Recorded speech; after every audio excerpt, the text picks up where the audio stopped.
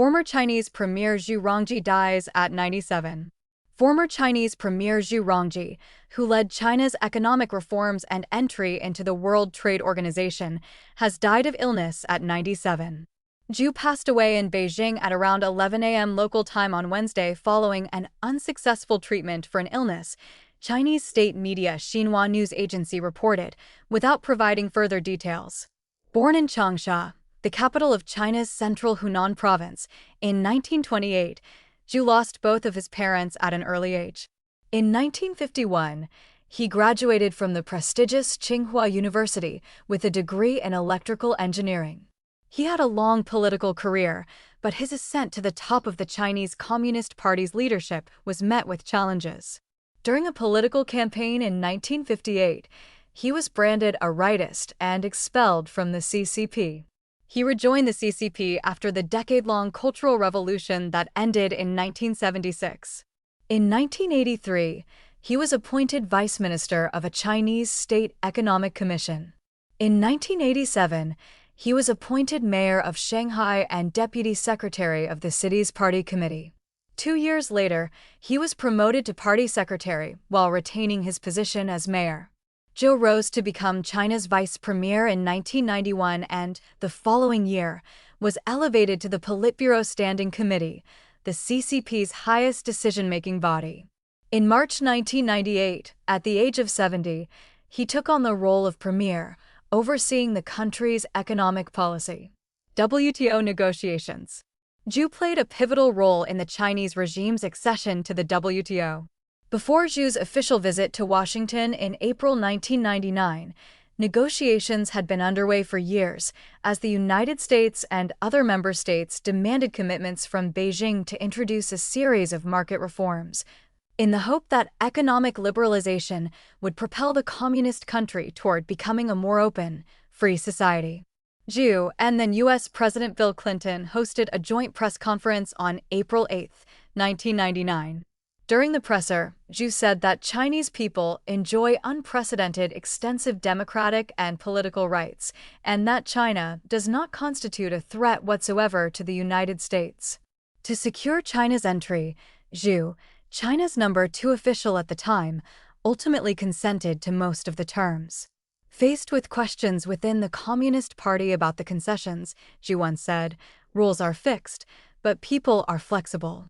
China officially joined the WTO in 2001. U.S. Treasury Secretary Scott Bessent has called the U.S. sponsorship of China's entry into the WTO a strategic mistake that eroded the American industrial base. "We assumed the rules-based system would discipline these behaviors only to find that in too many sectors, it accommodated them," Bessent said in prepared remarks at the Reagan National Economic Forum in California in May. Politics and policies. Before Zhu's retirement in 2003, he spent most of his tenure as premier under Jiang Zemin, who was the communist regime's top leader from 1989 to 2002. While Zhu worked as Jiang's right-hand man, he was not considered among Jiang's favored protégés, according to a 2014 analysis by the Jamestown Foundation. Instead, Jiang often used Zhu as a scapegoat for decisions unpopular within the party, such as the concessions made during the WTO entry, it said.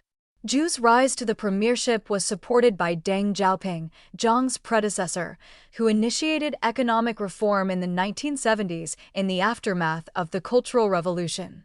Zhu aligned with the faction that favored economic reform and opening the country, China watcher Chen Pokong told the Epoch Times. He and Jiang opposed each other politically. Tension sometimes emerged between the country's 2 most powerful men. In the late 1990s, when Jiang proposed to suppress Falun Gong, Zhu and the entire Politburo Standing Committee opposed the decision, according to Anything for Power, The Real Story of China's Jiang Zemin, a book-length series published by the Epoch Times. Zhu suggested that such a move would harm the country's image and that they should allow the ordinary practicing populace to just be. Jiang responded, "Foolish. Foolish. Foolish. That would spell the demise of the party and the country." That exchange took place at an internal meeting on April 26, 1999, a day after thousands of Falun Gong practitioners gathered outside of Zhongnanhai, the CCP's leadership compound in Beijing, to peacefully appeal for the release of detained fellow practitioners in the nearby city of Tianjin. Falun Gong, also known as Falun Dafa, is a spiritual discipline based on the principles of truthfulness, compassion, and forbearance. Introduced to the Chinese public in 1992, it gained widespread popularity, attracting at least 70 million by the late 1990s. Zhu met with several Falun Gong practitioners at the State Council. Soon after the meeting ended, the detained individuals, who had been beaten by Tianjin police before being detained, were released. On July 20, 1999, however, Jiang pushed ahead with a systematic campaign to eradicate Falun Gong. Since then, numerous practitioners have faced constant threats of arrest, arbitrary detention, forced labor, and various forms of physical and psychological abuse for refusing to give up their faith, rights groups and survivors have said. Bao Tong, a former advisor to the deceased reformist Chinese leader Zhao Ziyong, told the Epoch Times in 2015 that Jiang had undermined the premier's words like tearing a piece of waste paper. Jiang's persecution of Falun Gong is a crime against humanity. Using his position as a leader, Jiang launched the suppression of a faith group, of a practice intended for fitness and well-being, Bao said at the time. Luoya contributed to this report.